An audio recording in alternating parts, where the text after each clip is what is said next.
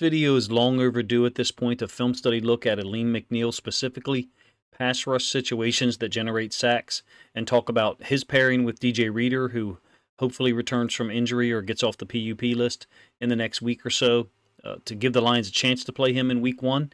If not, hopefully he can return thereafter. The Lions have multiple guys, particularly in the secondary, who are injured and out, and maybe they get back in the next 2 or 3 or 4 practices before a small break leading up to week one. Alim Mcneill, I'm going to make a comparison with him. I'm not sure that I'm willing to say I can foresee the type of sack explosion in the player I'm going to compare him to, but the idea kind of came to me a couple of days ago that he reminds me of Justin Madubuike.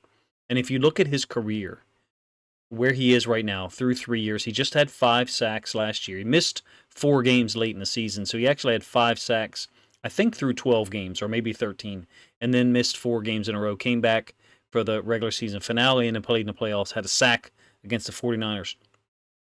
Justin Madubuike had 5.5 sacks his third year, which was 2022. Then the unbelievable burst of sacks, 13 last year in Mike Macdonald's system. Dominant season, really should have been first-team All-Pro, in my opinion. I find it hard to believe that you could find a better D-tackle in the NFL, let alone 2, as far as they played, just isolating it to 2023. Prior to 2023, Madubuike had 8.5 career sacks. He was 24 years old, a year older than McNeill. Point being, I think you could see, with more pass rush opportunities created by being utterly dominant against the run, if DJ Reader's healthy, more pass rush opportunities are going to be created for Alim Mcneill, Aiden Hutchinson, Marcus Davenport, and whoever the heck else plays at outside linebacker, D-tackle, DN, whatever you want to call it. We'll get to some of the film here that I think kind of portrays or gives hints at a guy who could be that dominant, and I understand that people may not enjoy that name being thrown out there for Alim Mcneill. Could he generate 10-plus sacks? He's capable. He's got the moves. He's certainly, the spin move that he can generate, the speed with which he can do so is pretty unbelievable. These are going to be, I think, 5 of his sacks, including the one from the postseason. What I like about him is he's able to play through contact. So you're a defensive lineman, you should be able to do that. He seems exceptional at playing through contact and staying on his tracks, which is orienting towards the quarterback. He's lined up in the right side A gap here, and then post-snap, he's moving across the center's face to get to the guard. Carries that guard back into the center and spins back. He ends up in, I guess he starts in front side A, backside A, goes back to the original A gap he lined up in, almost, and then spins to the other side of the center, or the guard, I feel like it's an unbelievable example of how athletic he is. They list him at 6'2", 315 compared to Madubuike and others. He looks shorter to me, more compact, but he's an absolute bull when working downhill. He did get a, I guess, cheap touch sack against the Falcons. 1st and 10, he's in a 3 technique here. When I say he plays well through contact, this is one of the plays that I mean. I don't get too focused on the lack of contact for the sack that he gets credit for. You got offensive linemen working in this direction, all of them. So a zone scheme. They're trying to take Alim Mcneill in this direction. Quarterback is booting in the opposite direction. It makes sense. They're complementary. He's got this ability to redirect despite contact. It doesn't knock him as far off his path as it does other guys. I mean, even NFL, starting level defensive linemen occasionally will get expanded and pushed further away from this boot concept. McNeill ends up in Ritter's field of vision quicker than he expected him to be. That's the whole point. You may not attribute too much credit to him for that sack because it was a touch sack, but he's in the window closer to Ritter than he should be compared to his peers that play the same position. Another example of not playing through contact, playing off of it. This is a pick, basically. He's setting a pick for Aiden Hutchinson. I believe the ensuing play after this was an interception, but I could be wrong. This is, of course, the win in Green Bay early in the season. We'll give the end zone angle, which kind of gives a better idea of what's happening here. You got McNeill on this side, Campbell and Kaminsky on the other. Hutchinson for whatever reason, is on the right-hand side of the defense, left-hand side of our screen. And McNeill is basically just trying to get his inside arm up under the offensive lineman, carry him with him into the tackle, such that the defensive end, in this case Hutchinson, can loop around, loop underneath. Maybe I need to get a telestrator that's got two different colors on it, so I can, draw the first flow and the second flow. But watch how he's able to bounce off of the tackle, almost ricochet him. We used to use ricochet as a word with our kids. It's seldom executed with our inside linebackers, but we would use it to try to promote a certain block destruction or block avoidance in some ways. And in this case, he's actually bouncing off of the tackle and using him to make a 90-degree turn back towards the quarterback, Jordan Love. I think it's pretty amazing when you talk about his agility to make the spin moves and then play through contact. He doesn't get that low center of gravity, probably assists him in that regard. Back to that Raiders game where they, essentially retired the Raiders head coach. I love this move. This one I'll let flow one more time through the all-22 and then the end zone multiple times. I think I showed this one during the season. It tells you, or displays, I think, the ultra-aggressiveness that you have to succeed at times in the NFL, particularly at the interior defensive line position. And when you get the end zone angle, you'll hopefully gain a larger appreciation for it. I'll try to pause it after each swipe or swat. There's just so many moves that he's running here. I don't think that any of us, myself included, can really appreciate it live time. I probably need a better media player where I can slow things down. Dual wide three techniques, almost kind of canted. He swats the guard into the center. Basically the mirrored move with the center to open up that gap. Chops down with his right arm on the center to split this and then finishes off. I think this is an amazing play, even at the NFL level. Don't get me wrong, there's other guys who do stuff like this. I happen to be focusing on Alim Mcneill here.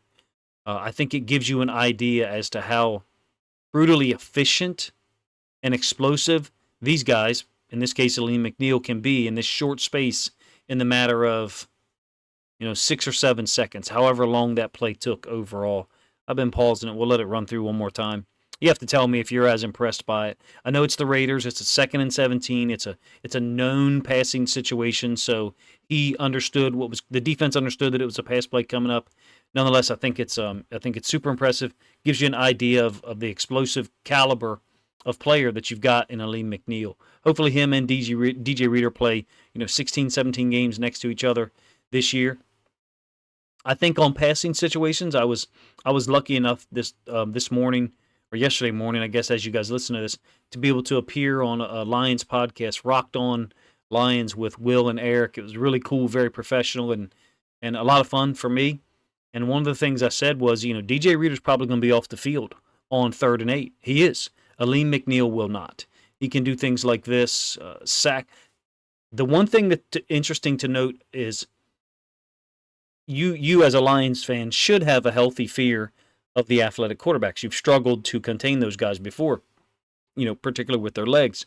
Alim Mcneill is one of the guys who has sacks against athletic quarterbacks. He belongs on the field on 3rd and 8 against Justin Fields or Lamar Jackson or Josh Allen or whoever you're facing.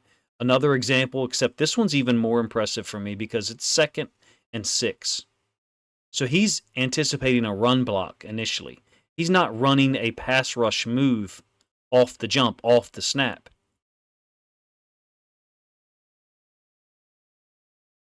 Kind of like this under front with a 4-eye and a 9. The 4-eye changes it a little bit in terms of calling it an under front.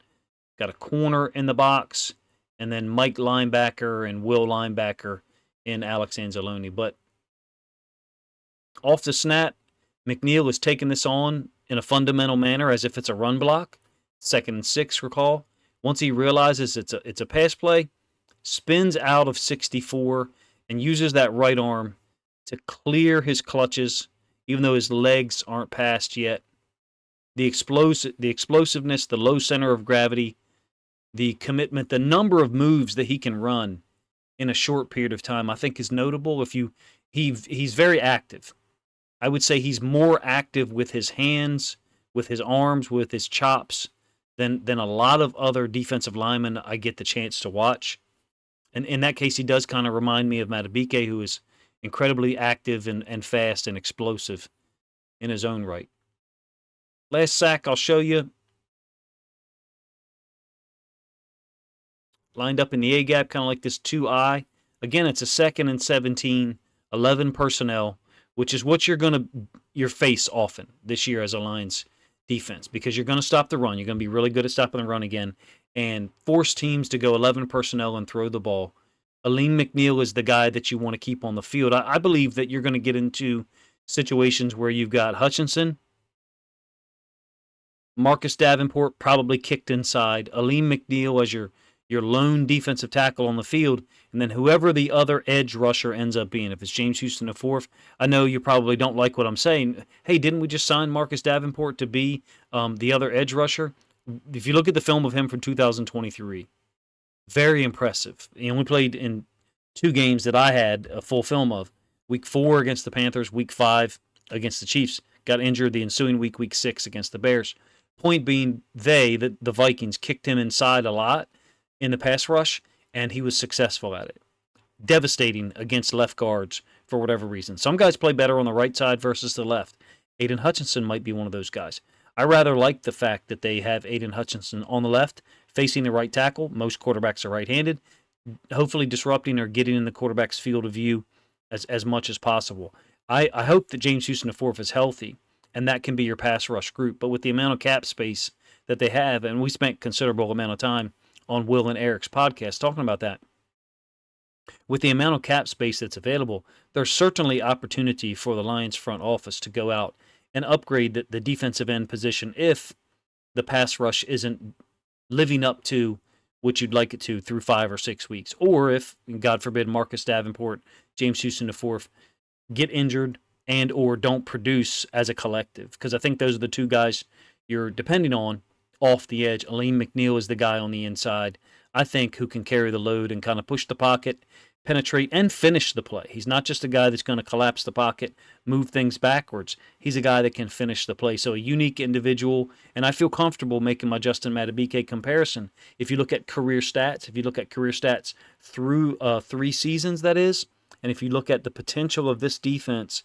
in 2024, I could certainly see him in the 8, 10, or even 12 sack range in a perfect scenario. If you guys like the video and you like the plays that I chose to illustrate his skills, which I think are variable and very versatile, I should say. If you like the video and the plays that I picked, then please consider grabbing a link to this video, sharing it out on social media so other Lions fans can enjoy it as well. Appreciate you guys' time.